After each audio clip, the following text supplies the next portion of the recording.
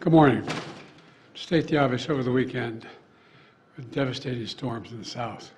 I spoke for a couple hours with leaders yesterday affected by this hurricane, and Governor Kemp of Georgia, Governor Cooper of North Carolina, county officials in the Big Bend region of Florida, and other leaders in South Carolina and Tennessee about the broad and devastating impacts of Hurricane Helene. It's not just a catastrophic storm, it's a historic, history-making storm. The entire Southeast and Appalachia. Damage from the hurricane stretches across at least 10 states. Winds over 120 miles an hour in some places.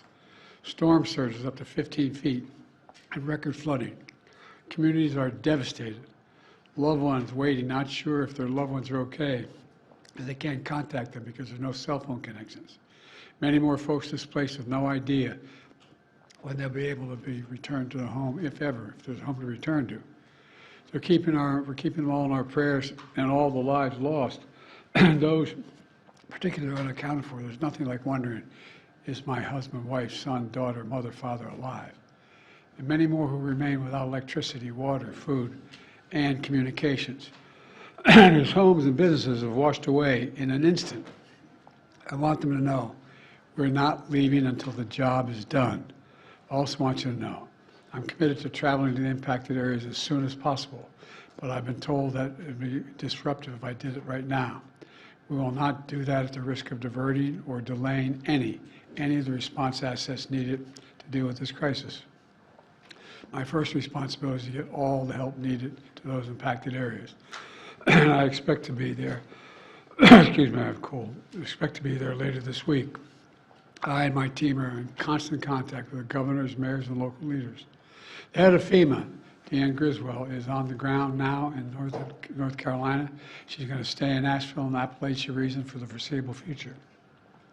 There's been reports of over 100 dead and consequence of this storm, and there are reports of up 600 people unaccounted for because they can't be contacted. God willing, they're alive, but there's no way to contact them again because of the lack of cell phone coverage. I've directed my team to provide every available resource as fast as possible to your communities to rescue, recover, and to begin rebuilding. In addition to FEMA, it includes the Federal Communications Commission to help establish communications capability, the National Guard, the Army Corps of Engineers, and the Department of Defense are going to provide all the resources at its disposal to rescue and assist in clearing debris and delivering life-saving supplies. So far, that's over 3,600 personnel deployed. That number is growing by the day. I quickly approved requests from governors of Florida, North Carolina, South Carolina, Tennessee, Georgia, Virginia, and Alabama for an emergency declaration. And I approved additional requests for the governors of North Carolina, Florida, South Carolina, and for a disaster declaration to pay for debris removal, provide financial assistance directly to survivors. FEMA and the Small Business Administration are there to help the residents whose homes and businesses were literally destroyed, washed away, or blown away. And the federal search and rescue teams have been working side by side with state and local officials and partners in very treacherous conditions to find those who are missing. And they'll not rest until everyone's accounted for. I want to thank all the first responders and everyone who's been working around the clock. One of the brave teams who's volunteered to be there is from San Diego County Fire Department, set to travel all the way from California to North Carolina to help. But on their way, they were in a terrible car accident in Louisiana. We pray for their full recovery, but it was a bad accident. We know there's more to do, and we'll continue to surge resources, including food, water, communications, and life-saving equipment. We'll be there, as I said before, and I mean it, as long as it takes to finish this job. Let me close with this. As president, I've seen firsthand the devastating toll that disasters like this take on families and communities. I've been on the ground in many disaster areas since I've been president. Excuse me, and I've heard dozens of stories from survivors about how it feels to be left with nothing, not even knowing where or when to get back on track. I'm here to tell every single survivor in these impacted areas that we will be there with you as long as it takes. For the sake of yourselves, excuse me, and your families, I urge everyone returning to their communities and home to listen to the local officials and follow all safety instructions. Take this seriously. Please be safe. Your nation has your back, and the Biden-Harris administration will be there until the job is done. God bless you all, and I'm thinking of those that are still wondering where your loved ones are. Thank you. We need to supplemental to help the people in the Southeast, Mr. President.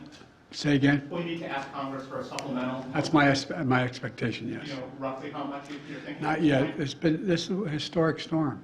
It's devastating. They've never seen anything like this before. And some of them are back-to-back, 3 storms in a row.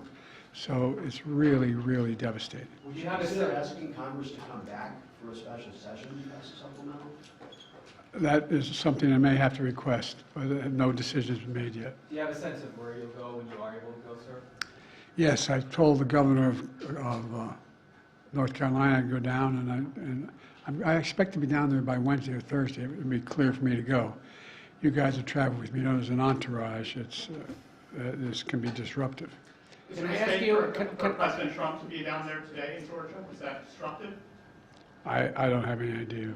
On another issue, on the other side of the world in the Middle East, it's our I'm understanding... going to stick with this. What's that?